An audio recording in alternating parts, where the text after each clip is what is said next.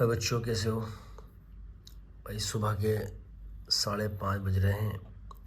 एक बच्चे की प्रॉब्लम है जिसका नाम है कैफ, न्यू जाफराबाद, दिल्ली से है ये।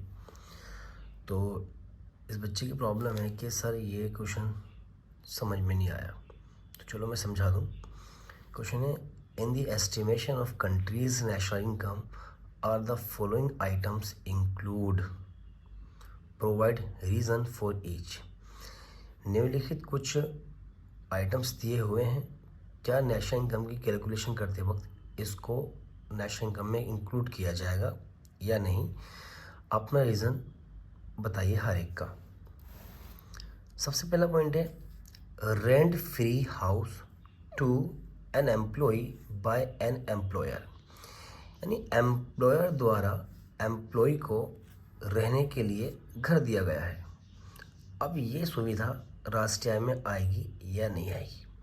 मेरे प्यारे बच्चों, एम्प्लॉयर कुछ भी देता है एम्प्लॉय को, चाहे इन कैश दे, चाहे किसी फैसिलिटीज़ की शक्ल में दे, वो सब कुछ राष्ट्रीय आय में शामिल किया जाएगा, क्योंकि वो कंपनसेशन ऑफ एम्प्लॉय का ही एक हिस्सा होता है।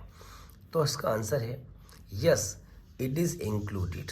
ये बिल्कुल इंक्लूड किया जाएगा, बिकॉज क्योंकि it is wages in kind, ये भी एक तरह की मजदूरी है। Therefore this is part of compensation of employee. Clear? तो ये राष्ट्रीय में आएगा। सेकंड पॉइंट है, परचेजेस बाय फॉरेन टूरिस्ट, विदेशी पर्यटक हैं, बाहर से विदेशी से घूमने आए हुए हैं लोग, उन्होंने हमारे देश में परचेजेस किया। क्या इनके द्वारा किया गया क्रय, क्या इनके द्वारा ख़रीदा जाने वाला सामान, कुछ भी ये हमारे देश से ख़रीदते हैं, क्या वो राष्ट्रीय आय में आएगा या नहीं? तो इसका आंसर भी है यस, इंक्लूड्स इन नेशनल इनकम। इसको भी राष्ट्रीय आय में इंक्लूड किया जाता है। क्यों? Because it shows demand for goods produced in country, क्योंकि ये उन वस्तुओं की डिमांड को दर्शाता है जो हमारे देश में प्रोड्यूस किए गए हैं। और हमारे देश में कुछ भी प्रोड्यूस किया जाता है तो उसको ख़रीदना बेचना हमारे देश की राष्ट्रीय आय में सम्मिलित किया जाता है।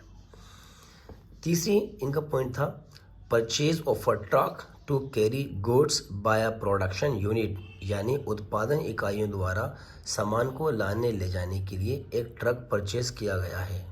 क्या इसको राष्ट्रीय में शामिल किया जाएगा? बिल्कुल yes, it is included in national income. इसको भी नेशनल इनकम में शामिल किया जाएगा। क्यों? Because it is a kind of investment in capital goods. ये एक तरह की पूंजीगत वस्तु पर किया गया इन्वेस्टमेंट है। तो प्यारे बच्चों, ये क्वेश्चन था। आप चाहो तो नोट्स भी मेक कर सकते हो, और ऐसे ही अपनी प्रॉब्लम के लिए आप मुझे व्हाट्सअप कर सकते हो। मेरे डिस्क्रिप्शन पर मेरा कॉन्टैक्ट नंबर है, जिस पर व्हाट्सअप भी है। आप मुझे फ़ोटो सेंड करें अपनी प्रॉब्लम का, और मैं इस तरह उसको समझाकर आप तक शेयर कर दूंगा। Thank you very much.